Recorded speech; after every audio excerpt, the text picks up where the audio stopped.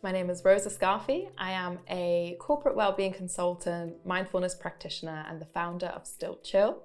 Still Chill is a mindfulness organization. We provide workshops, training, we do immersive events, all centered around mental health care, mindfulness, and self-compassion.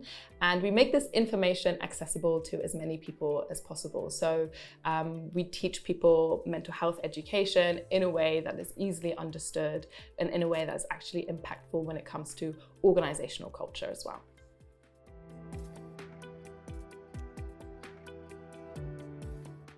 So mindfulness is the practice of paying attention on purpose to the present moment. It's about having an awareness of your inner world as well as your outer world. And that includes your thoughts, your feelings, your bodily sensations, also your surroundings, your environment. So it's being in tune with what's happening in the present moment. And a really easy way to do that is by channeling into the breath. So the breath is happening all the time. It is you're constantly breathing.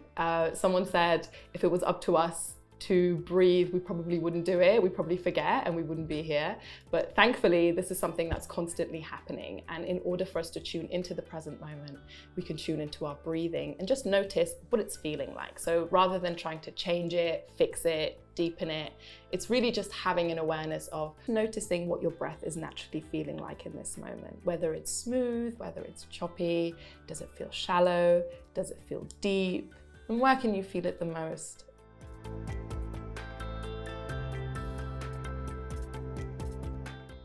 So mindfulness allows you to become aware of your thoughts, of your feelings, of who you are, your beliefs, your opinions, your values. And that's really closely related to authenticity. So an authentic leader is someone who knows who they are and they are true to who they are. And other people are able to read that truthfully. So what the research shows is the more someone is trained in mindfulness, or the more of a mindful trait that they possess within themselves, the more authentic they are. And the way that that helps an organization is it allows a business to be sustainable. So when you are aware of your gaps, when you're aware of what your strengths are, your team is able to adapt to that, and it creates a much more engaged workforce.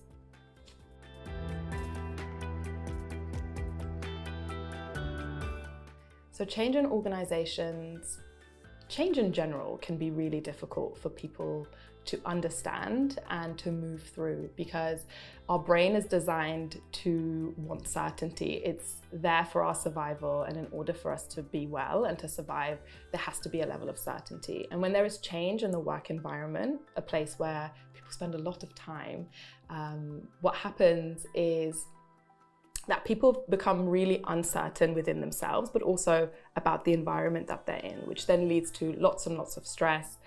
It can lead to feelings of fear, of anxiety, that then affects people's communication and their relationships.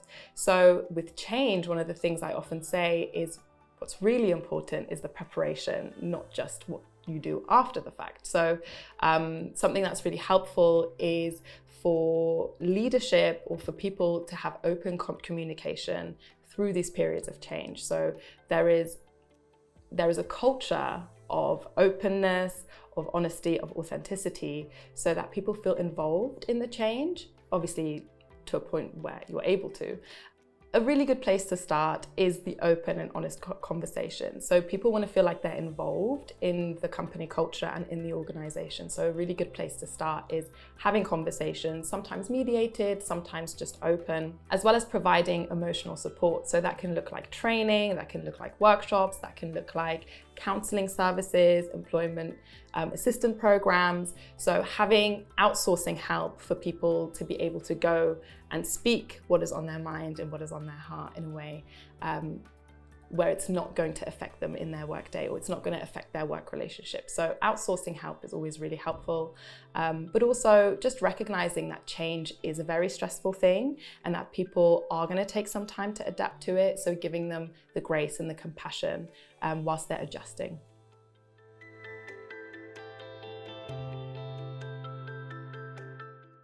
So self-compassion is essentially compassion turned inwards. So it's giving that empathy that you would give to other people to yourself. And within the workplace, that might look like modeling self-compassion through leadership. So creating a compassionate culture by having that fostered through leadership, providing the example. There are lots of simple techniques that you can do, but the first one that I would love to share with you is called the self-compassion break. So the self-compassion break is split into 3 sections, as self-compassion generally is. And the first one is mindfulness. So there are 3 steps to cultivate self-compassion. The first one being mindfulness, so becoming aware of what's happening within you, what's happening outside of you. The second step is common humanity. So it's recognizing that whatever situation you're in right now, or whatever response your body is giving, that this is a really natural part of being human. It just is part of our existence. And there are lots of other people who have either been in exactly the same situation or who are feeling this exact same feeling that you're feeling right now. Because what can happen sometimes when we're feeling stressed or when we're feeling down or when we're going through periods of change, we can isolate ourselves or feel isolated. So the second step, being common humanity, connects us to everyone else and just reminds us that actually this is just part of being alive rather than this is my personal responsibility. And then the third step is kindness. So oftentimes we're really good at giving people advice, holding space for them, saying kind things, but it's about turning that kindness towards yourself as well. So first step being mindfulness, becoming aware of what's happening for you internally and externally. The second step is common humanity, remembering that this isn't just you, this is what everyone experiences. And then the third step is self-kindness. So saying something kind to yourself that you might say to a loved one, to a friend, someone who is in distress. I often ask myself, well, what would I say to someone in this situation? And then I make a little note on my phone and then read it back to myself, because we've not actually been taught how to be kind to ourselves or self-compassionate. So it can feel a little bit unfamiliar, but it's a practice, the same as mindfulness. The more you practice it, the easier it becomes. To support self-compassion within the workplace, it's really important for the leadership team to be on board and have the training. So training, workshops, but also having an open culture. So a space where people can make mistakes and it's seen as an opportunity for growth rather than making mistakes and seeing it as irreversible damage. So it's about how people interact with each other whilst also looking at how they're interacting with themselves.